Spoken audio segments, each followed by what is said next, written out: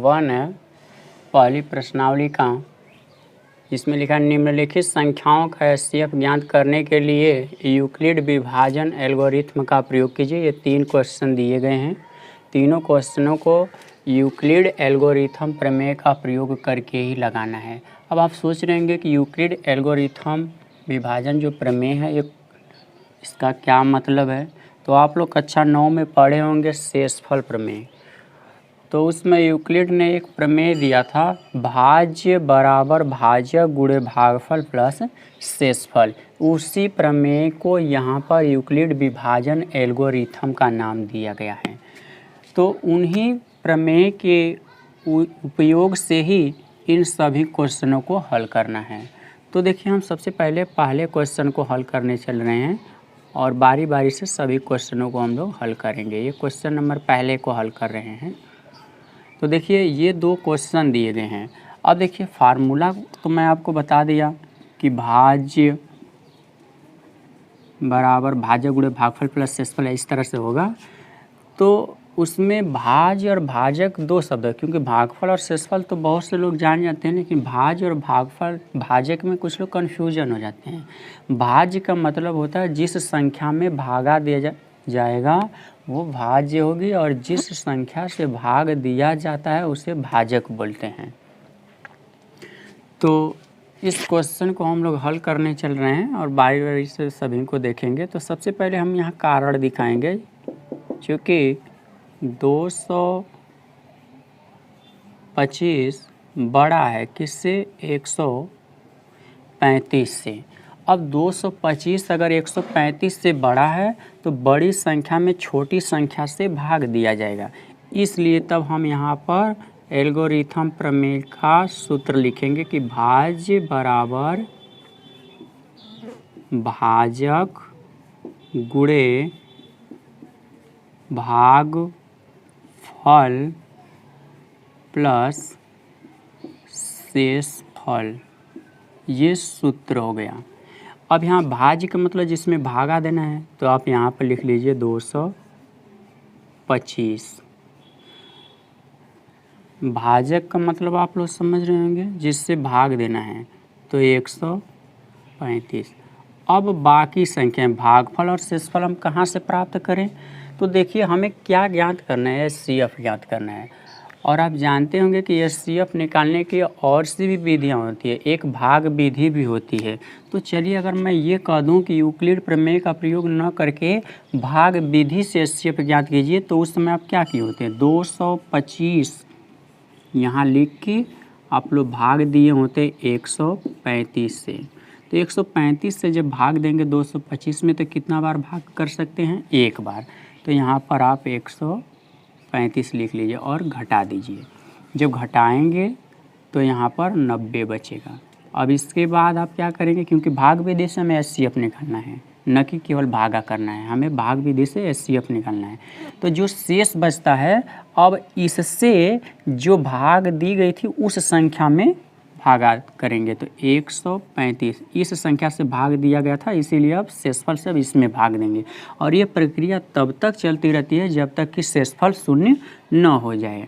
वही नियम यूक्लिड प्रमेय में भी लगता है। अब 90 का 135 में अगर भाग करेंगे तो एक बार भाग होगा, और घटाने पर आपका 45 बचेगा। अब 45 में फिर 45 से फिर किस में भागा देंगे, 90 में। तो 45 दूनी के 90, और यहाँ से शेषफल क्या हो गया, शून्य। जब शेषफल शून्य हो जाता है तो जिस संख्या से भाग देने पर शेषफल शून्य होता है वही संख्या आपकी HCF कहलाएगी। यानी यहाँ पर 45 क्या हो जाएगा, HCF। ठीक उसी तरह इसमें भी हम आएंगे। तो देखिए जब आपने 135 से भाग किया तो कितने बार भाग किए हैं, एक बार, तो भागफल 1 है। तो उस समय शेषफल आपको कितना मिला था, 90, इसलिए शेषफल की जगह 90। लेकिन यहाँ पर तो शून्य शेषफल नहीं हुआ था, इसका मतलब अब अगले बार किससे भागा दिए हैं, 90 से। तो देखिए भाजक का मतलब होता है जिससे भाग देंगे। तो यहाँ भाजक के स्थान पर फिर क्या लिखेंगे, निचली लाइन से फिर 90, और जिसमें भागा देंगे वो भाज्य होगी। तो भाज्य के यहाँ ठीक निचली लाइन में आप क्या लिखेंगे, 135, क्योंकि ये प्रक्रिया तब तक चलती रहेगी जब तक कि शेषफल शून्य न हो जाए। आपने भागा दिया 90 से, तो कितने बार, एक बार, यानी भागफल के स्थान पर 1। अब शेषफल आ गया, तो शेषफल उस समय कितना बचा है 45। अभी भी शेषफल शून्य नहीं हुआ, तो इसका मतलब अब 45 से फिर किस में भाग दिए 90 में, तो 45 क्या हो जाएगा भाजक, इसलिए तीसरी अब लाइन में निचली लाइन में लिखा जाएगा 45। और भाज्य का मतलब 45 से जिसमें भागा दे रहे हैं, तो 45 से किस में भागा दे रहे हैं 90 में। इसके बाद भागफल, और भागफल कितने बार भागा किए हैं 2 बार, तो देखिए ये तीसरी लाइन में भागफल हो गया। और प्लस में क्या हो जाएगा शेषफल, शेषफल शून्य। तो आप जानते हैं जिस संख्या से भाग करने पर शेषफल शून्य होता है वही संख्या HCF हो जाती है। तो यहाँ 45 से भाग करने पर शेषफल शून्य हुआ है, इसलिए लिखेंगे 225 और 135 का HCF 45। ये आपका क्वेश्चन नंबर पहला हल हो गया। इसी प्रकार से आपको अगर दूसरा क्वेश्चन लगाना है तो उस क्वेश्चन को लगाने के लिए आप क्या करेंगे, यहाँ पर मैं दूसरे क्वेश्चन को भी स्टार्ट कर रहा हूँ लगाने के लिए। ये संख्या बड़ी है, सबसे पहले आपको ये बताना होगा कि कौन सी संख्या बड़ी है, क्योंकि बड़ी वाली संख्या में ही छोटी संख्या से भाग दिया जाता है। तो 196 यहाँ छोटा है और 38,220 बड़ा है। फार्मूला सेम यही रहेगा, लेकिन इसको अगर आप भाग करेंगे, क्योंकि भाज्य की जगह तो आप लिख सकते हैं कि 38,220 ये हो गया, और भाजक का मतलब होता है 196। अब भागफल क्या होगा, तो इस क्वेश्चन को फिर इसी तरह अगर भाग करेंगे तो 195 बार में, जैसे 135 का एक ही बार में किए हैं तो 90 बच गया है, लेकिन यहाँ पर जब 196 रख के और 38,220 यहाँ रख के भाग करेंगे तो वो एक ही बार 195 बार में कट जाएगा और शेषफल उस समय तब शून्य बचेगा। तो यहाँ पर हो जाएगा, लिख देंगे एक ही लाइन में हो जाएगा, भाग करके आप चेक कर लीजिएगा। 38,220 और 196 का HCF कितना आएगा, तो 196, क्योंकि इसी से तो भाग दिए हैं। अब इसके बाद तीसरा नंबर क्वेश्चन आ गया। तीसरे क्वेश्चन को जब आप लोग हल करेंगे तो उसमें भी कारण आप दिखाएंगे कि 867 बड़ा है किससे 255 से। तो यहाँ पर आप लिखेंगे क्या 867 भाजक 255। अब भागफल की बात की जाए तो यहाँ भाग करके चेक कर लीजिए। वैसे अगर आपको हल करना है तो हल कर सकते हैं, नहीं तो फिर इसके बाद इनको हल करके देखिए कि क्या कितने बार में कटा है। अगर ऐसे चेक कर ले रहे हैं तो यहाँ रखने में आसानी रहेगी। 255 इससे अगर भाग करेंगे तो 3 बार भागा जा सकता है। 3 5 15, 3 5 15 1 16। फिर इसके बाद भाग करेंगे तो 3 दूनी के 6 1 7 घटाइए तो यहाँ 2 बचेगा। फिर यहाँ पर बचेगा आपका 0 और यहाँ बच जाएगा 1। अब इससे भाग किस में करेंगे 255 में, तो इसमें 2 बार भागा करेंगे। 2 दूनी के 4 0 2, फिर घटाएंगे तो 1 51 हो जाएगा। अब 51 से किस में भागा करेंगे 102 में, तो 102 का 2 में गुणा करेंगे, 51 का 2 में गुणा करेंगे तो 102 मिलेगा और शेषफल क्या हो जाएगा 0। तो यहाँ 51 से भाग करने पर शेषफल 0 हुआ है, इसलिए HCF क्या हो जाएगा 51 हो जाएगा। इसीलिए देखिए अब इसके द्वारा आप इस सवाल को समझिए। भागफल 255 से जब भाग दिए तो भागफल कितना बार था 3। उस समय आपको शेषफल कितना प्राप्त हुआ है 102, लेकिन शेषफल 0 नहीं हुआ है। अब देखिए 102 से किस में भागा दिए 255 में, तो 255 में भागा देंगे तो जिसमें भागा देंगे वो भाज्य होगा। तो भाज्य के जगह पर हम लिखेंगे इस बार दूसरी लाइन से 255 और भाजक की जगह क्या हो गया 102।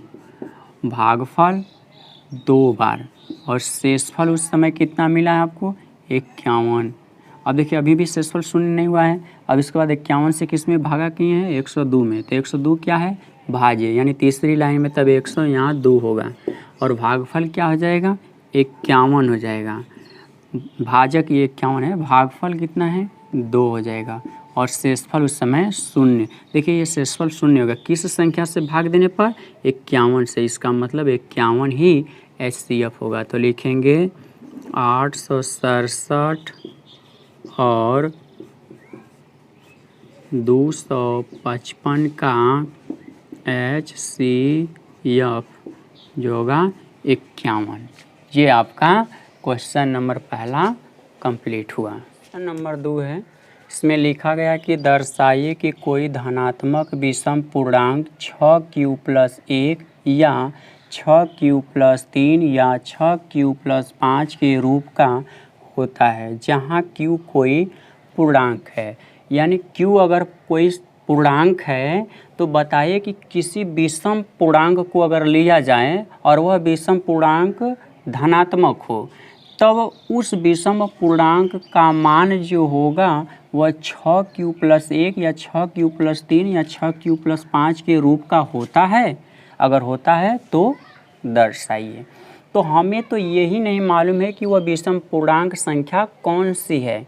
तो जब वह कोई संख्या अज्ञात हो तो सबसे पहले अज्ञात संख्या को माना जाता है। तो इसलिए हम लोग जब इसको हल करेंगे, और एक चीज़ और सुन लीजिए, ऐसे क्वेश्चन 3 प्रकार के पूछे जाते हैं और ये बोर्ड में भी ऐसे क्वेश्चन पूछे जाते हैं।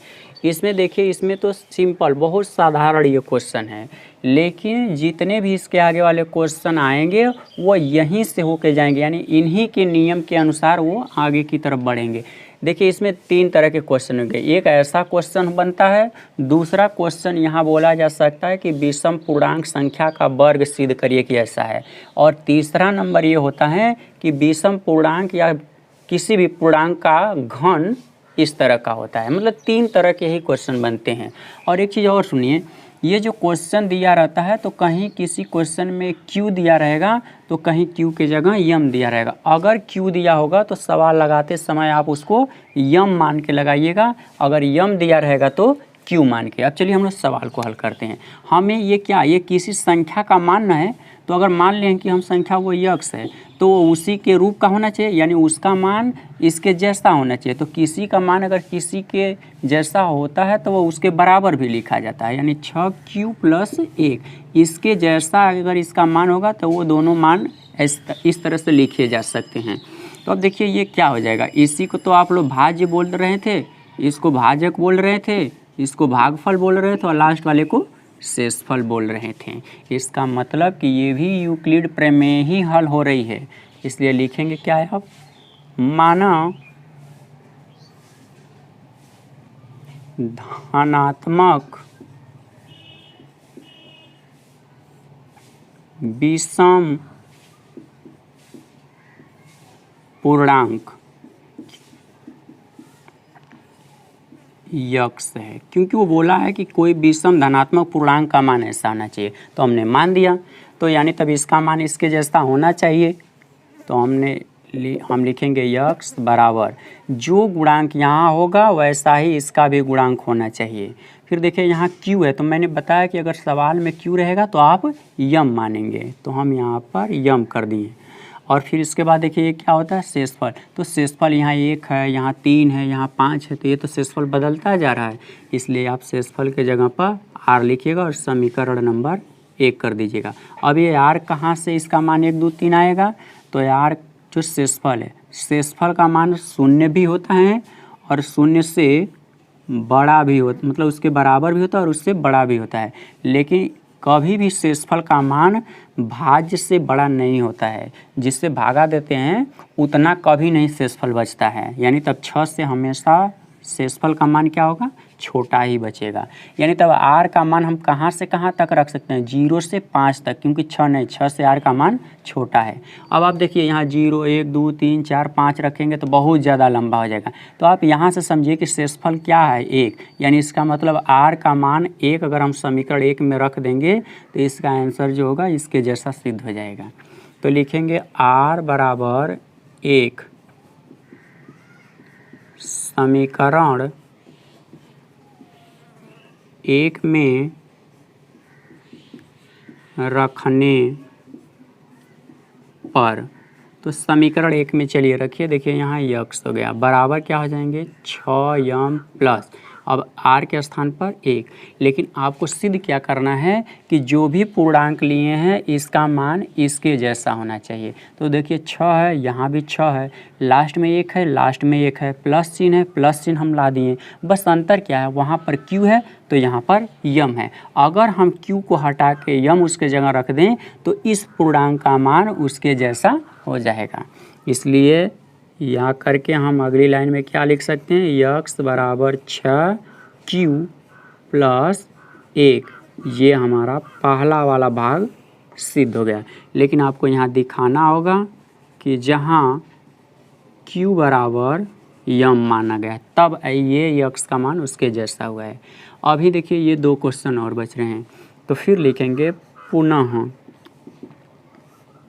अब देखिए r के जगह पर हमें क्या रख देना चाहिए, यहाँ पर 3 रखेंगे तभी तो 3 आएगा। तो लिखेंगे r बराबर 3 समीकरण 1 में रखने पर, जब समीकरण 1 में रखेंगे यहाँ पर तो देखिए x बराबर हो जाएगा 6 यम प्लस r के जगह पर 3 हो जाएगा। अब या करके फिर अगली लाइन में हम लोग क्या लिख देंगे, x बराबर 6, देखिए यम के स्थान पर यहाँ क्या रख देना चाहिए, q, इसीलिए मैं यहाँ पर q कर दूँगा प्लस में 3। ये आपका दूसरा नंबर सिद्ध हो जाएगा। लेकिन आपको फिर कारण दिखाना होगा जहाँ q बराबर यम। ये 2 ठे हो गए, लास्ट वाला भाग बच गया है 6q प्लस 5। तो फिर देखिए r बराबर 5 समीकरण 1 में रखने पर, जब आप समीकरण 1 में यहाँ पर रखेंगे तो x बराबर हो जाएगा 6 यम प्लस 5। अब x बराबर अगली लाइन में क्या लिखेंगे, 6 यम के जगह पर हम रख देंगे q प्लस 5। देखिए इसी पूर्णांक का मान ये तीसरे वाले भाग के भी बराबर हो गया। लेकिन यहाँ पर दिखाएंगे जहाँ q बराबर यम। और इस तरह से आपका पूरा क्वेश्चन 2 का जितने भी 3 भाग थे वो कंप्लीट हो गए। नंबर 3 है, इस क्वेश्चन में लिखा गया कि किसी परेड में 616 सदस्यों वाली सेना, कोष्टक में लिखा गया आर्मी की टुकड़ी को 32 सदस्यों वाले आर्मी बैंड के पीछे मार्च करना है, मतलब उनके पीछे पीछे चलना है। उन स्तंभों की अधिकतम संख्या क्या है जिसमें वे मार्च कर सकें। इसका मतलब कि वो कौन सी कितनी की लाइन बनानी चाहिए कि जिसमें वे उनके पीछे आसानी से मार्च कर सकें। मतलब कहने का ना कितनी पंक्तियां बनानी चाहिए कि इतने लोग उसमें सम्मिलित हो जाएं। तो जब अधिकतम की बात की जाए, देखिए ये अधिकतम है, अगर यहाँ न्यूनतम कहा जाता तो लसा निकाला जाता। ये कक्षा 6 में आप लोग पढ़े होंगे। जब अधिकतम 2 संख्याओं में पूछा जाए कि वह कौन सी छोटी या बड़ी सी बड़ी संख्या है जो इसको विभाजित करती है, तो जब बड़ी की बड़ी बात की जाए तो वहाँ पर हमेशा मसा निकाला जाता है, यानी HCF। और छोटी सी छोटी कहेगा तो लसा निकालेंगे। तो देखिए यहाँ पर HCF निकालेंगे हम लोग, यानी मसा। तो यहाँ 616 है और यहाँ 32 है। तो इसको आप भाग विधि से भी निकाल सकते हैं HCF, यूक्लिड प्रमेय के द्वारा भी निकाल सकते हैं, गुणनखंड विधि द्वारा भी निकाल सकते हैं। क्योंकि यहाँ ये निर्देश नहीं दिया गया है कि यूक्लिड प्रमेय के ही द्वारा लगाइए या किसी एक के द्वारा लगाइए, आप यहाँ पर किसी भी विधि का उपयोग कर सकते हैं। तो हम यहाँ 616 लिख लिए, हम यहाँ भाग विधि से इसको निकालेंगे 616 और यहाँ लिख दिए 32। तो सबसे पहले आप एक बार भागा दीजिए, एक का भागा जब 32 में करेंगे तो 32 कम, अब यहाँ से घटाइए, 11 में से जब 2 को घटाएंगे तो 9 बचेगा, और यहाँ पर 5 में से जब 3 को निकालेंगे तो 2 बचेगा। अब इसके बाद बच गया 6, तो 9 बार अब भागा दीजिए, 9 दूनी 18 हो जाएंगे, हासिल 1, फिर 9 3 27 1 28 हो जाएगा। इनको घटाइए, देखिए कर्ज जब मिलेगा तो 16 में से 8 घटाएंगे तो 8। अब ये शेष है, तो इस शेष से अगली जो भाग देने वाली संख्या थी उसमें भागा देंगे, तो यहाँ 32 लिख लिए। अब 8 चौका 32, और यहाँ से जब आप इसको घटा देंगे तो शेषफल 0। तो किस संख्या से भाग देने पर शेषफल 0? 8, इसलिए HCF क्या हो जाएगा? 8। तो लिखेंगे कि अतः अधिकतम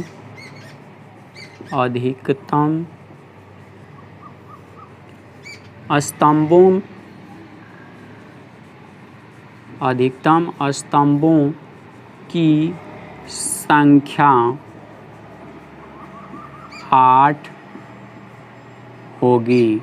यानी 8 स्तंभ अगर बनाए जाएंगे तो 616 और 32 आर्मी बैंड की जो ये पार्टी है ये सब लोग उसमें सम्मिलित हो जाएंगे। नंबर 4 है, इसमें यूक्लिड विभाजन एल्गोरिथम का प्रयोग करके दर्शाइए कि किसी धनात्मक पूर्णांक का वर्ग किसी पूर्णांक यम के लिए 3 यम या 3 यम प्लस 1 के रूप का होता है।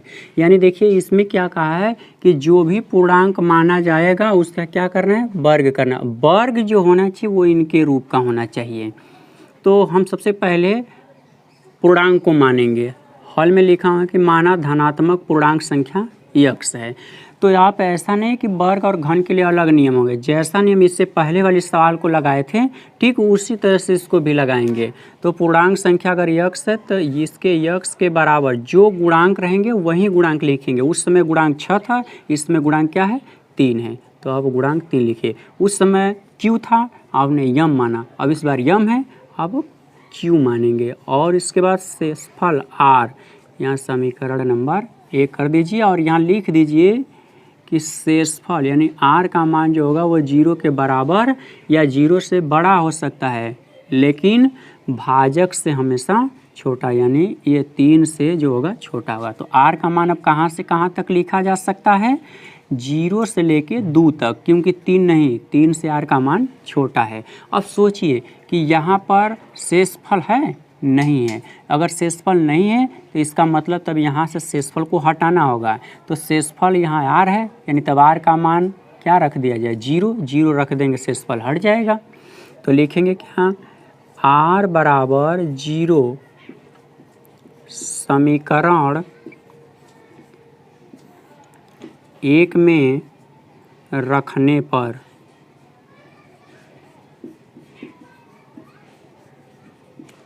अब समीकरण 1 में जब रखेंगे तो देखिए आपको नया समीकरण क्या प्राप्त होगा? 3q मिलेगा। लेकिन आपका उत्तर ये नहीं है कि m के जगह पर बस q रख दिए उत्तर आ गया, नहीं, क्योंकि इस बार क्वेश्चन कुछ अलग है। धनात्मक पूर्णांक का आपको क्या करना है? वर्ग, यानी इस धनात्मक पूर्णांक संख्या का वर्ग करिए और फिर सिद्ध करिए कि इतना या इतना होना चाहिए। तो देखिए अगर एक साइड का वर्ग करेंगे तो दोनों साइड का वर्ग करना, क्योंकि दोनों संख्याएं आपस में क्या हैं? बराबर हैं। तो लिखेंगे दोनों पक्षों का वर्ग करने पर, अब वर्ग जब आप करेंगे तो देखिए क्या होगा?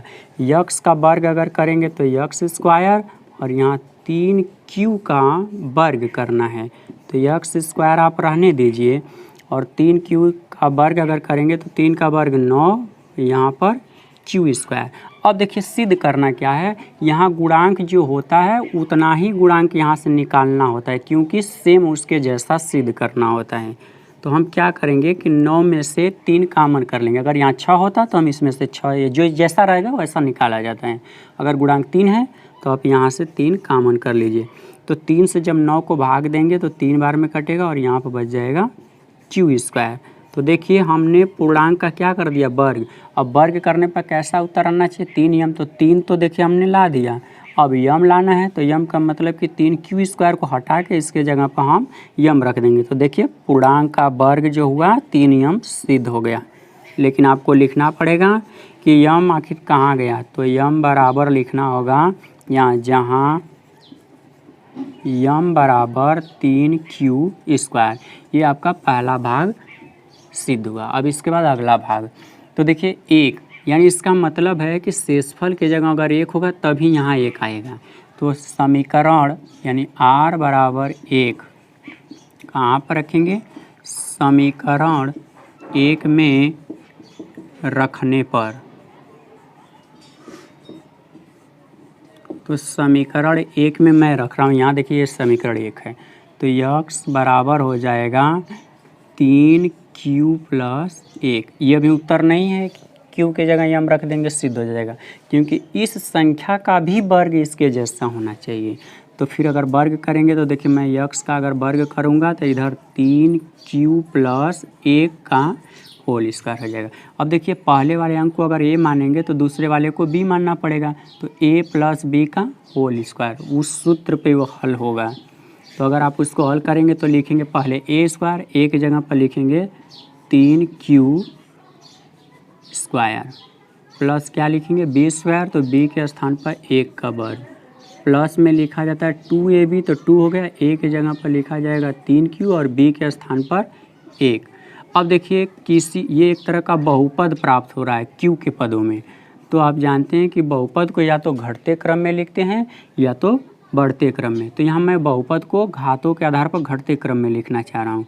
3 का वर्ग करेंगे 9q स्क्वायर, इससे छोटा घात देखिए यहाँ है 3 दूनी के 6q, और लास्ट में देखिए जो जिसके साथ कोई भी घात ना हो, तो 1 का वर्ग करेंगे तो 1 वैसे भी आपको लाना है, लास्ट में 1 लाना है, वैसे भी लास्ट में आप 1 करेंगे।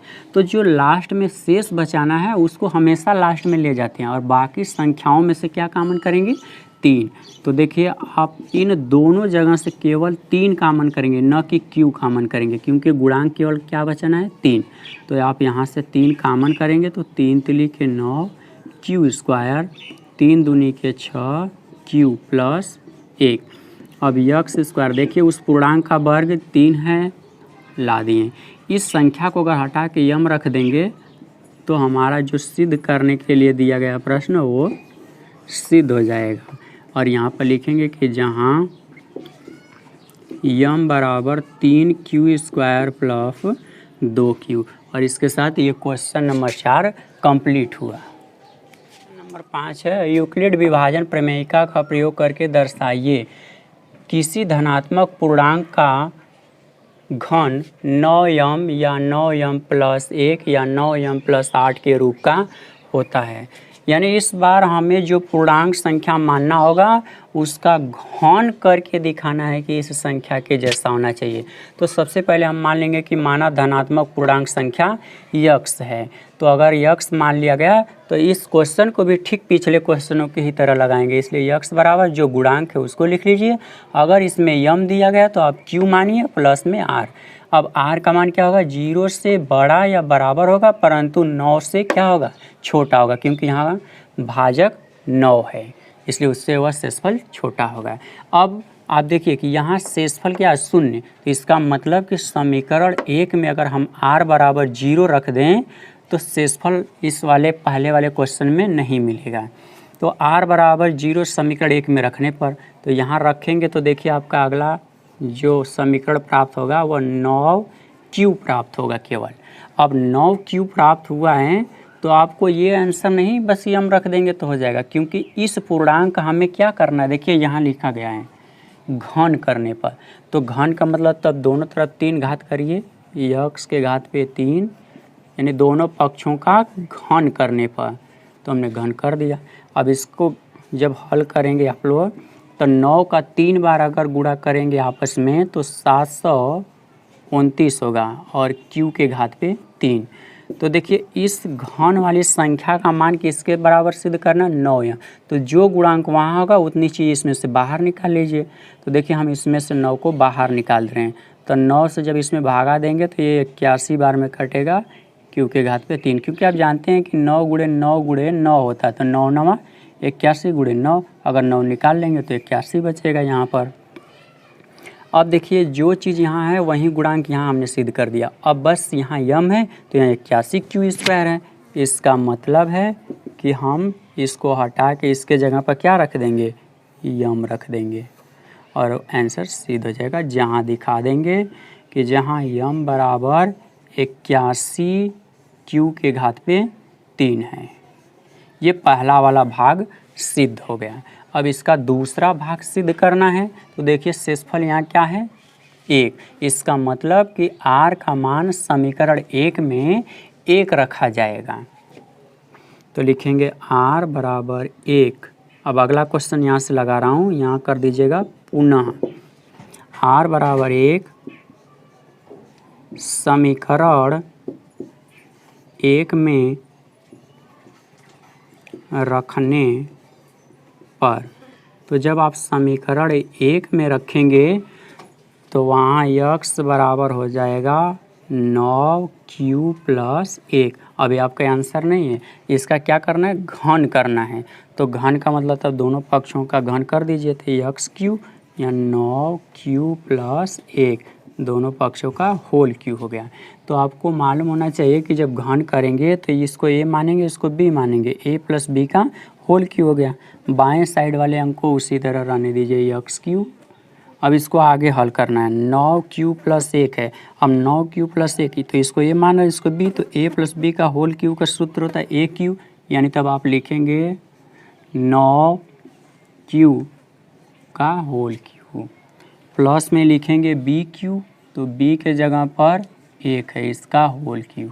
प्लस में क्या लिखेंगे 3, तो 3 हो गया, इंटू a स्क्वायर, तो a के जगह पर 9q, यहाँ लिखेंगे 9q का स्क्वायर, इंटू b, तो b की जगह पर 1 रहेगा, प्लस 3 a स्क्वायर b होता है, तो a के जगह पर इस बार 9q इंटू b के स्थान पर 1 लिखेंगे।